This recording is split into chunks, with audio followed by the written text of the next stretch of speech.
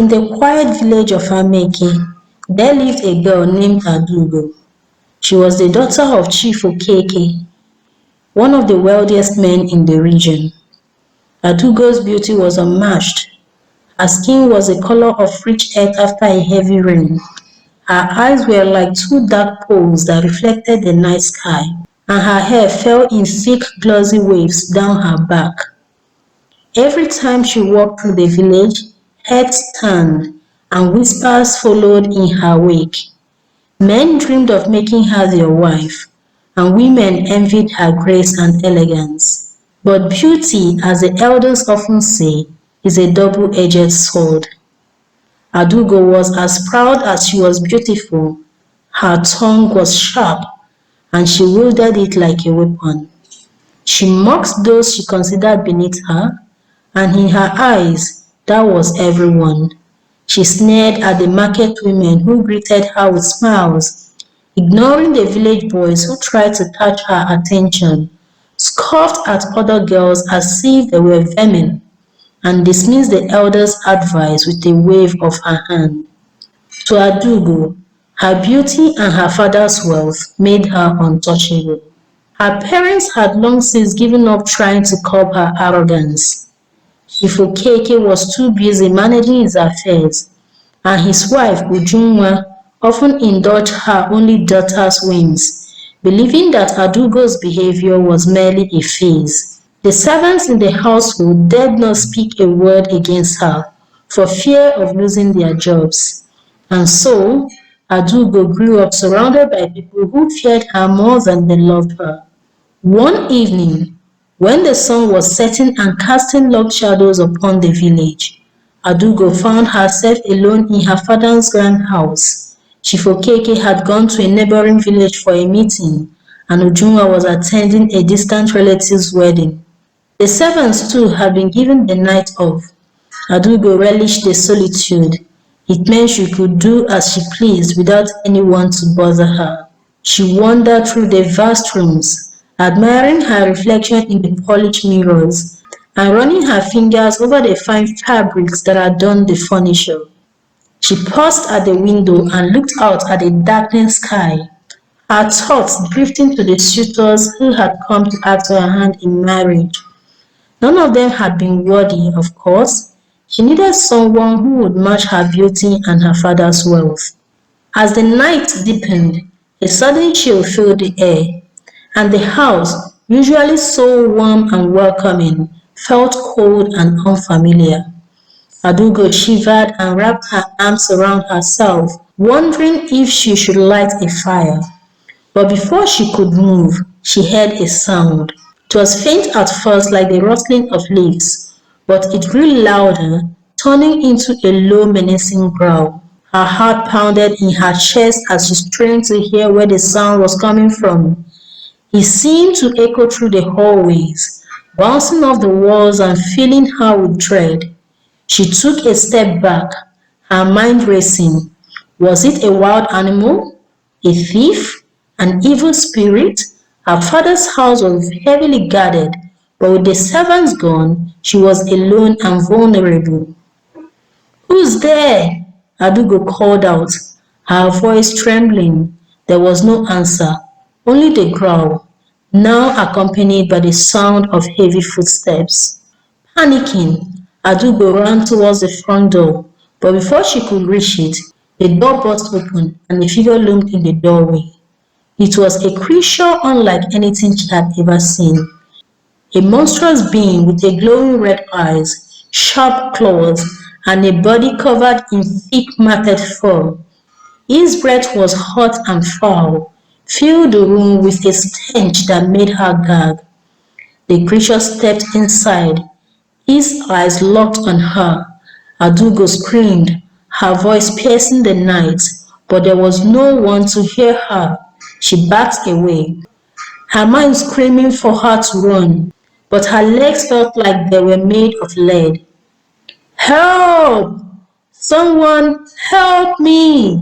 she cried, but her words were swallowed by the darkness. The creature snarled and lunged at her. Adaugo tried to dodge, but it was too fast. His claws raked across her face, and she felt a searing pain as one of her eyes was torn from its socket.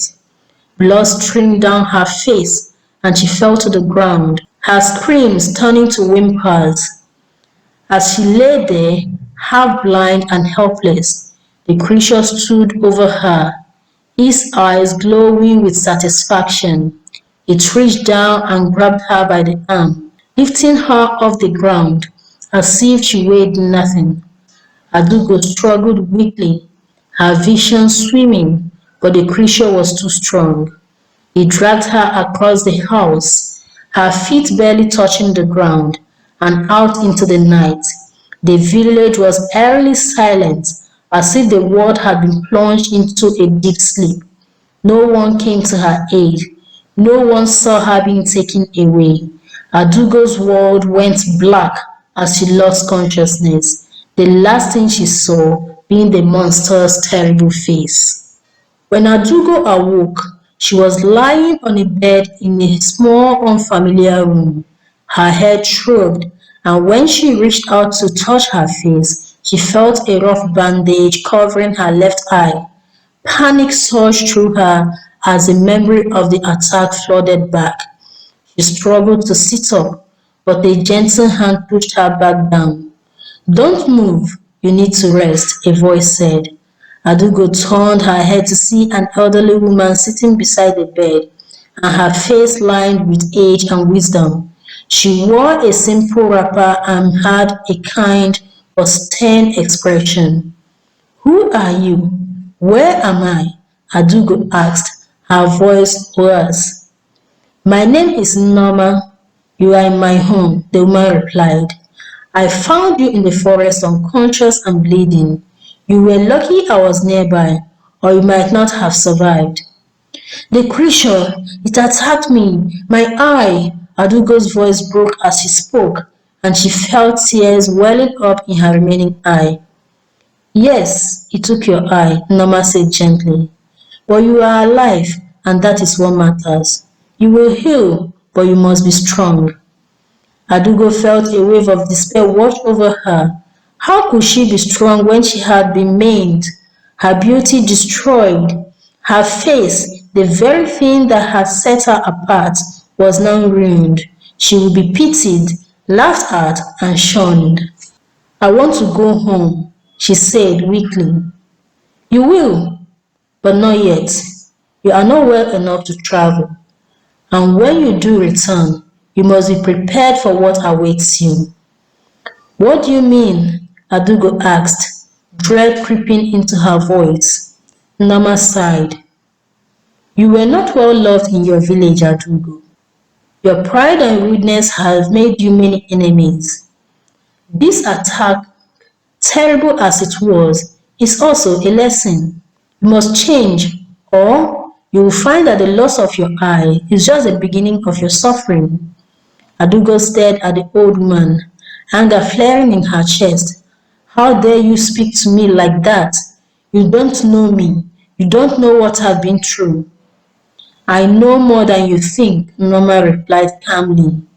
"I know that you have lived your life believing that you were better than others because of your beauty and your father's wealth. But beauty fades and wealth can be lost. What matters is the kind of person you are inside, and that is something you have to learn." Adaugo clenched her fist, her mind racing. She wanted to lash out to defend herself, but deep down she knew that Norma was right. She had been cruel, arrogant, and dismissive of others, and now she was paying the price. Days turned into weeks as Adaugo recovered in Norma's care. The old woman was kind but firm, teaching her how to tend to her wounds and helping her adjust to her new reality.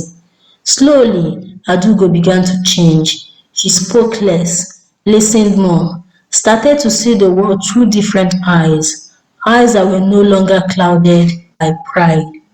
When she finally returned to her village, she was met with a mixture of shock and pity. The villagers who had once envied her beauty now saw her as a tragic figure. the girl who had lost everything in one terrible night. They called her Adaugo, the one-eyed girl. And though they no longer feared her, they kept their distance, unsure of how to approach her. Okeke and Ujunwa were devastated by what had happened to their daughter, but they were also grateful that she had survived. They tried to shield her from the stares and whispers, but Adaugo knew that she could not hide forever. She had to face the people she had wronged to show them that she was not the same girl she had been before. One by one she went to the market women, the elders and the young men she had scorned, the ladies she hated, and the children she maltreated, offering her apologies. It was not easy. Her pride still stung, and she struggled with the words. But with each apology, she felt a weight lifting from her shoulders. Slowly, the villagers began to accept her, to see her not as the proud beauty they had once despised, but as a young woman who has lived and seen that life has many sides and was willing to embrace its changes and open to accept others.